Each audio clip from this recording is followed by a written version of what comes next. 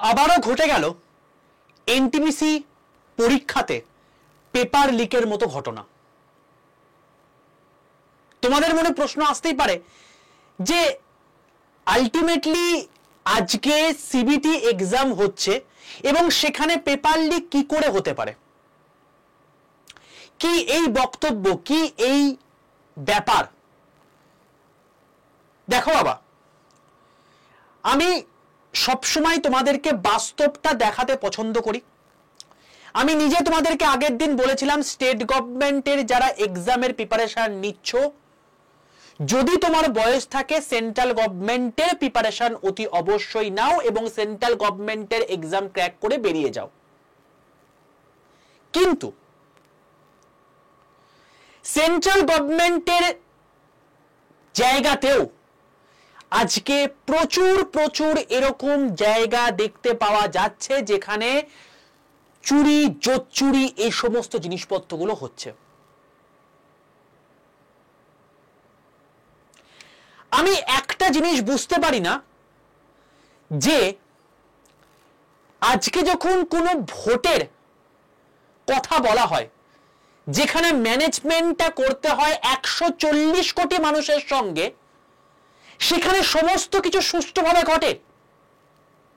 আর যারা আজকে ভোট দিচ্ছে, যারা আজকে সেই জায়গাতে উত্তীর্ণ হচ্ছে নিজের যোগ্যতার দ্বারা, তাদেরই বারবার করে পিষে মারা হচ্ছে। কি এগুলো হচ্ছে, কেন হচ্ছে, কি বৃত্তান্ত?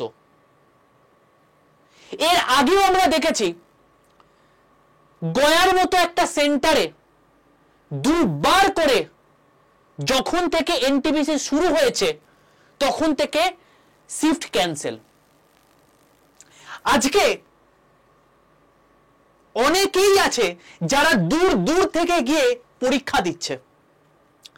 200 কিলোমিটার জার্নি করে এরকম প্রচুর আমার ছাত্রছাত্রী রয়েছে যারা গিয়ে পরীক্ষা দিচ্ছে, দীর্ঘ 5 বছর ধরে পাখির চোখ করে আছে একমাত্র রেলেতে চাকরি করবে বলে, এবং সে চাকরি চাইছে না, সে চাকরি নিজের যোগ্যতায় হরণ করবে এই অভিপ্রায় নিয়ে নিজে ময়দানে নেমেছে।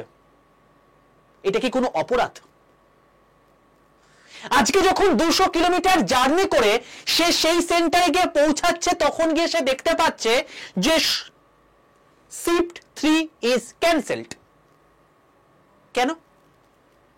পরে হবে, অতীব উত্তম কথা।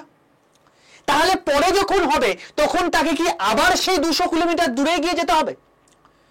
যারা আজকে গভর্নমেন্ট জবের প্রিপারেশন নিচ্ছে তারা কখনোই কিন্তু এ গ্রেড বা বি গ্রেড ছেলে নয়, এটা আমাদের জানতে হবে। তারা প্রত্যেকটা মুহূর্তে স্ট্রাগল করছে তাদের ফ্যামিলির সঙ্গে, নিজের মেন্টাল স্টেটের সঙ্গে, নিজের প্রত্যেকটা জায়গাতে আত্মীয় স্বজনের সঙ্গে, যারা প্রত্যেক মুহূর্তে এসে বলে যাচ্ছে যে বয়স তো হয়ে গেছে, বিয়েটা কবে করবি, বয়স তো হয়ে গেছে, এবার চাকরিটা করতে পারছিস না তো এবার প্রাইভেটে চেষ্টা কর। আজকে সে নিজের যোগ্যতায় এই জায়গায় গিয়ে পৌঁছে সমস্ত জিনিসপত্র তৈরি করে গিয়ে দেখছে শিফট ক্যান্সেল। আমি এর আগে পর্যন্ত গয়া পর্যন্ত কিচ্ছু বলিনি, কিন্তু আজকে রোমহর্ষকর কিছু ঘটনা ঘটেছে এবং তোমাদেরকে আমি ডাইরেক্ট সেই ভিডিওটা শো করে দেখাবো এই স্ক্রিনের মধ্যে, যেখানে স্টুডেন্টরা পুরোপুরিভাবে একটা মোবাইল ফোন, শুধুমাত্র একটা মোবাইল ফোন নয়, এরকম অনেকের কাছে মোবাইল ফোন রয়েছে যারা ভিডিওটা ট্যাগ করে অবশ্যই রেলওয়ে মিনিস্টার বা বিভিন্ন জায়গাতে পাঠাচ্ছে। সবার প্রথম প্রশ্ন যে সে ফোনটা পেল কি করে? আজকে সেন্টারে যখন কমিউনিকেশন হচ্ছে, যখন কোন পার্সনের আজকে পুরোপুরি ডেস্কটপ বন্ধ হয়ে যাচ্ছে, সিস্টেম বন্ধ হয়ে যাচ্ছে, অন্যদিকে যার সিস্টেম চলছে, এমতো অবস্থাতে যে কোনো মানুষের যে প্রত্যেকটা মুহূর্তে আজকে খেটে যাচ্ছে নিজের প্রতিষ্ঠার জন্য, তার হাত পা কাঁপবেই। সেই রকম জায়গাতে গিয়ে আজকে আমরা এইটুকু আশা করতে পারি না যে একটা স্বচ্ছ ঠিকঠাক ভাবে রিক্রুটমেন্ট হবে? কই ভোটের সময় তো এগুলো দেখতে পাই না। আমি প্রত্যেকটা সরকারকে বলছি না, আমি কোন সরকারকে দায়ী করছি না এখানে, আমি শুধুমাত্র রেলওয়ে রিক্রুটমেন্ট বোর্ডকে দায়ী করছি। আমি সেই সমস্ত বোর্ডগুলোকে দায়ী করছি যারা প্রত্যেক মুহূর্তে প্রশ্রয় দিচ্ছে এই সমস্ত জঘন্য ঘৃণ্যকর জিনিসপত্রগুলোকে। কি করে হতে পারে এগুলো? দেখবে, দেখে নাও, এই হচ্ছে সেই জায়গা। দেখো, এবং সবচেয়ে বড় কথা হচ্ছে এটাই যে কোনো পার্টিকুলার নিউজ চ্যানেল নেই যেগুলো এগুলো কভার করবে, মানুষকে দেখিয়ে দেবে যে এই জিনিসপত্রগুলো আজকে আমাদের সঙ্গে হচ্ছে। অনেকেরই পরীক্ষা হয়ে গেছে, তোমরা কি নিশ্চিন্তে বসে থাকবে না আমার সঙ্গে হয়নি? তুমি কি জানো এই সেন্টারের মধ্যে এমন অনেক জায়গাতেই রয়েছে যারা কিছু কিছু লোক বাইরে থেকে এসে পরিষ্কারভাবে তাদেরকে কোয়েশ্চেনে অ্যান্সার বলে দিয়ে যাচ্ছে। এমনিতে ভ্যাকেন্সি হচ্ছে 11,500, সেখানে এই সমস্ত জিনিসপত্রগুলো হলে আস্তে আস্তে কাট অফটা কোথায় গিয়ে পৌঁছাবে? আজকে নিটের মতো এই জায়গাতে এই ঘটনা ঘটেছে, আজকে সিজিএল এর মতো জায়গাতে এই ঘটনা ঘটেছে, আজকে এনটিপিসির মতো জায়গাতে এখানে ঘটনা ঘটছে। কি করে হচ্ছে? 140 কোটি লোকের আজকে ভোটের সময় সমস্ত কিছু জিনিসপত্র রেডি হয়ে যাচ্ছে, আর যখন যে 1,21,00,000 ফর্ম ফিল আপ হয়েছে সেখানে যখন স্টুডেন্টরা গিয়ে পরীক্ষা দিতে যাচ্ছে তাদের এইটুকু দায়ভার নেওয়া যাচ্ছে না। আজকে স্টুডেন্টরা কোথায় গিয়ে দাঁড়াবে? তারা প্রতিশ্রুতিবদ্ধ যে তাদের একটা সরকারি চাকরি হবে। যদি তাদের আজকে বিশাল বড় বিশ্লেষণ থাকতো তারা কোনোদিন এখানে এসে এএলপি চাকরি করতো না, এটা আমরা প্রত্যেকেই জানি। তাহলে এই সমস্ত জিনিসপত্র হওয়ার পরেও কেন এইগুলো বারবার করে হচ্ছে?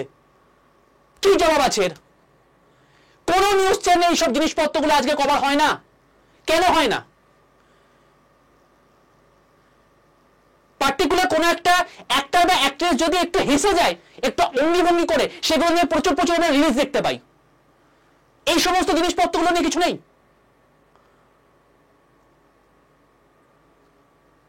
দেখো কি হয়েছে, ভিডিও দেখো তবে বুঝতে পারবে। দেখো, এই হচ্ছে সেই সেন্টার যেখানে কিছু জায়গাতে পুরোপুরি দেখা যাচ্ছে যে দেখো সিস্টেম বন্ধ রয়েছে, আর অন্য জায়গাতে কিছু জায়গাতে স্টুডেন্টসরা কি করছে, পরীক্ষা দিতে পারছে।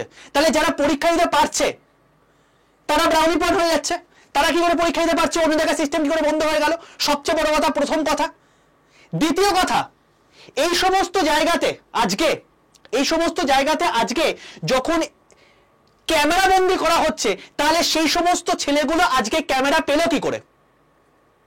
এবং এই সমস্ত জিনিসপত্রগুলোর ক্ষেত্রে আরেকটা জিনিস প্রমাণ পাওয়া গেছে যে এই যে জিনিসপত্রগুলো হয়েছে না, এই যে ঘটনাগুলো ঘটেছে, অনেক লোকজন বাইরে থেকে এসে পরিষ্কারভাবে বলে যাচ্ছে যে এখানে কিন্তু কোয়েশ্চেনের অ্যান্সার বলে দেওয়া হচ্ছে পার্টিকুলার কিছু পার্সনের কাছে। কি করে? হাউ?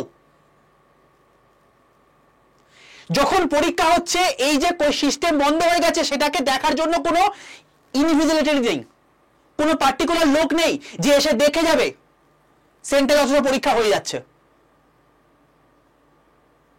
কি করে? আজকে প্রত্যেকটা মানুষের, আজকে প্রত্যেকটা বাংলা ভাষাভাষী যারা ছাত্রছাত্রী রয়েছে, যারা হিন্দি ভাষাভাষী আজকে ছাত্রছাত্রী রয়েছে, তাদের প্রত্যেকের আগে সামনে এগিয়ে আসা দরকার রয়েছে। তুমি রেলওয়ে যে সমস্ত জায়গায় যাবে সেখানে গিয়ে দেখবে বিহারেই সবচেয়ে বেশি, বিহারি অ্যাকচুয়ালি হচ্ছে বিহারিরা, বিহারিরা আজকে সবচেয়ে বেশি রেলওয়ে এমপ্লয়মেন্ট পায়। কেন? তার কারণ ওরা ডেডিকেটেড রেল নিয়ে, ওরা সারাদিন ধরে একটা জিনিসে চেনে, তারা হচ্ছে রেলওয়ে। কিন্তু সেই বিহারেই আজকে বারবার এই সমস্ত ঘটনাগুলো দেখতে পাওয়া যাচ্ছে। আমাদের এখান থেকে অনেক স্টুডেন্ট আজকে গেছে যারা সেই জায়গায় গিয়ে থার্ড শিফট ক্যান্সেল দেখতে পেয়েছে, এবং ঘটনাটা ঘটছে আজকে রাঁচিতে। দেখে নাও এখানে কি বলেছে। এখন এনটিপিসি রেলওয়ে পরীক্ষায় অনিয়ম শুরু হয়েছে। এই ভিডিও রাঁচির টিসিএস আইওন ডিজিটালের টুপুডানা থেকে নেওয়া। শিক্ষার্থীরা অভিযোগ করেছেন যে পরীক্ষার মাঝখানে কিছু কম্পিউটার বন্ধ হয়ে যায়, অন্যগুলো স্বাভাবিকভাবে চলছিল। কিন্তু শিক্ষার্থীর আরো অভিযোগ করেছেন যে পরীক্ষার হলে কোনো দায়িত্বশীল কর্মকর্তা উপস্থিত ছিলেন না, এবং কিছু শিক্ষার্থীকে উত্তর বলা হচ্ছিল, যা পরীক্ষার ন্যায্যতা নিয়ে প্রশ্ন তুলেছে। তাহলে বাবা আজকে বলো যে তোমার যদি আজকে খেটে তুমি যদি আজকে 81 স্কোর করে আসো, আর যে আজকে এই সমস্ত জিনিসপত্রগুলো করে 90 স্কোর পেয়ে চাকরিটা করছে, তাহলে আলটিমেটলি কি আমাদের দেশ উন্নত হতে পারবে? তারা তো দিনের শেষে কলার তুলে ঘুরে বেড়াবে। যোগ্য না থাকা সত্ত্বেও এই সমস্ত কিছু মুষ্টিমেয় লোকের জন্য আজকে এই পুরো সিস্টেম আজকে গন্ডগোল হয়ে গেছে। যখনই জানতে পেরেছে তখনই এই জিনিস বন্ধ হয়েছে, সরকারের তরফ থেকে উদ্যোগ নেওয়া হয়েছে, আমি দেখেছি। বাট এই জিনিসটা বারবার করে ঘটবে কেন? যখন দুবার ঘটে গেছে তখন 3 নম্বর বার ঘটবে কেন?